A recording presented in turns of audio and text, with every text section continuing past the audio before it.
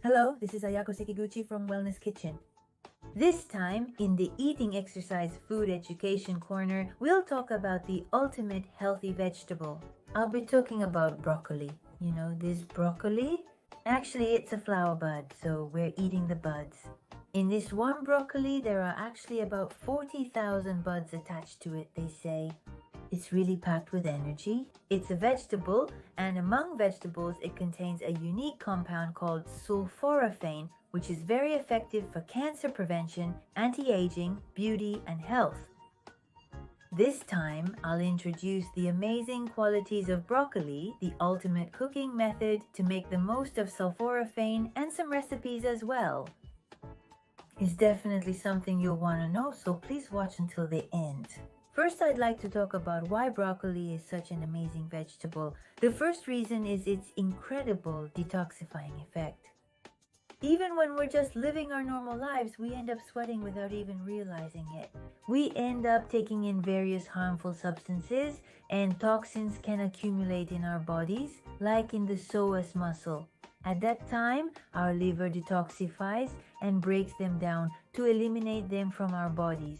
Broccoli's sulforaphane helps activate those detoxifying enzymes.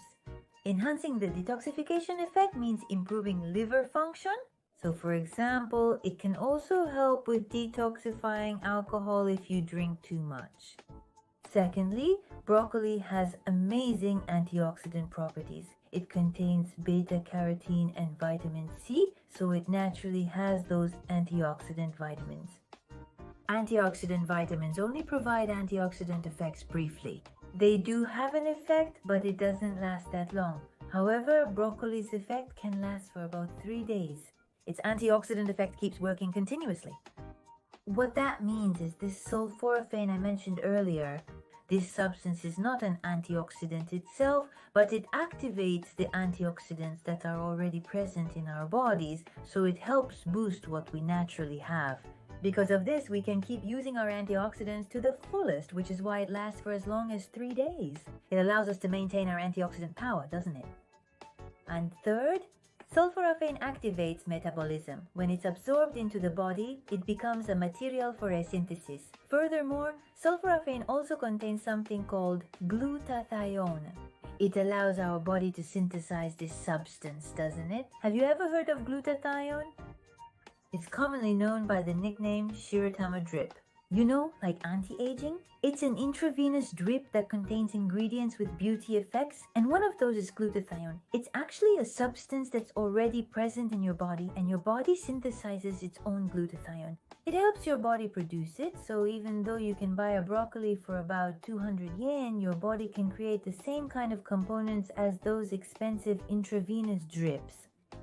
It aids glutathione synthesis. By doing so, it promotes cell synthesis, which also activates your metabolism. And finally, there's the Helicobacter pylori, a bacteria that lives in your stomach.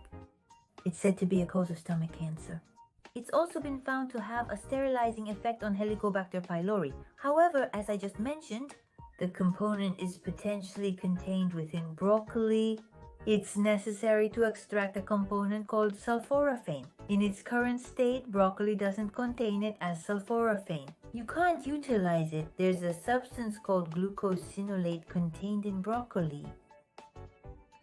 That gets converted into sulforaphane by the action of enzymes. Unless you break down the cells of the broccoli, those enzymes won't be released. For example, both wasabi and daikon radish become spicy when you grate them.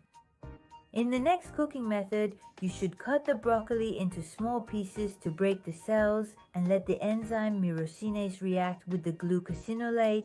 Also, if you leave it for about 4 or 5 minutes after cutting, the amount of sulforaphane will keep increasing. It's only after this process that broccoli truly becomes an amazing super vegetable. The sulforaphane contained in broccoli doesn't actually exist in that form as it is. It's actually something called glucosinolate. This applies to other cruciferous vegetables too, not just broccoli. For example, there are many vegetables like cabbage, cilantro, kale, wasabi, daikon radish, and mizuna cabbage that contain this component. It's especially abundant in broccoli. However, glucosinolate dissolves easily, so you shouldn't soak it in water. Also, myrosinase is an enzyme, so it's sensitive to heat and can be destroyed by cooking. There's a method to produce sulforaphane beforehand. First, don't wash the broccoli after cutting it. Wash it beforehand. It's fine if you rinse the surface and the area between the florets and the stem, then roughly separate it into small florets. If you cut it after washing, the myrosinase will be destroyed, and it will just become regular broccoli without being converted into sulforaphane. To make broccoli that has been fully converted into sulforaphane, you need to follow these steps. The key is to cut it as finely as possible to damage the cells of the broccoli. It's important to do this. By cutting it finely, you increase the chances for the enzyme and glucosinolate to meet. I'm cutting the broccoli quite small, much smaller than usual, don't you think? There's one more important point from here. You need to give it time to convert into sulforaphane. So after cutting it finely like this, let it sit for a while. Sulforaphane will be produced more and more. It would be a waste to eat it right away without doing this. Convert it into sulforaphane. It doesn't mean that eating the previous broccoli was pointless. This is an important point, but it will be converted into sulforaphane. When the previous glucosinolate came down inside, your own gut bacteria produced it. It's also possible for it to be converted into sulforaphane and absorbed by myrosinase. And the difference is whether you use broccoli that's high in sulforaphane or rely on your own gut bacteria to convert it into sulforaphane. How much your gut bacteria produce varies from person to person, so I think it's more reliable to make sure sulforaphane is produced at this stage. Now, as for the broccoli, it's been about 4 or 5 minutes. Just by doing this, the glucosinolate is converted into sulforaphane, so please try this extra step. Now, regarding the most effective way to use it, if you throw away the water from this broccoli, the nutrients will dissolve out. So if you heat it, I recommend cooking it in the microwave as is. I'd like to use this broccoli to make a simple dish. For the first dish, I'll use miso, and for the second dish, I'd like to heat this in the microwave and make a dressed salad.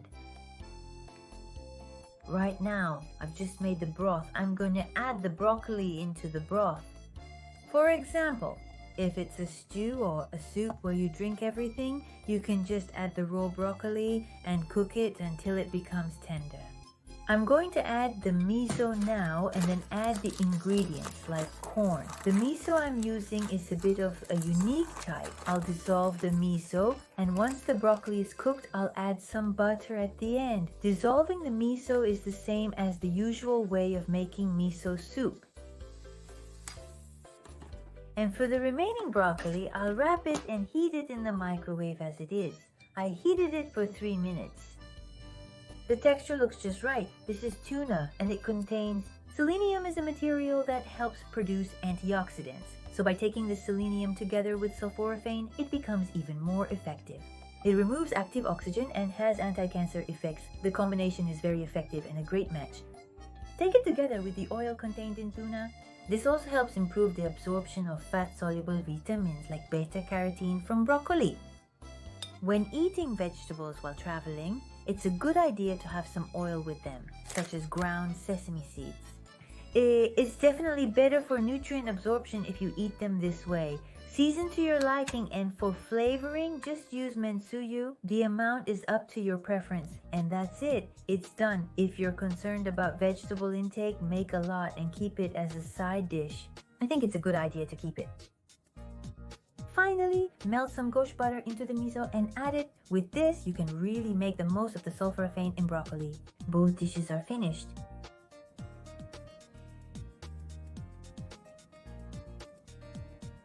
The amazing components of broccoli. We talked about sulforaphane, and it's a super vegetable that's great for your health and beauty. I think you now understand that as well. Usually we use a slightly different method for cooking, but please try this out to make the most of broccoli. It's a tough time with coronavirus disease, and flu season is also coming, so let's strengthen our bodies from the inside and get through this together. See you in the next video.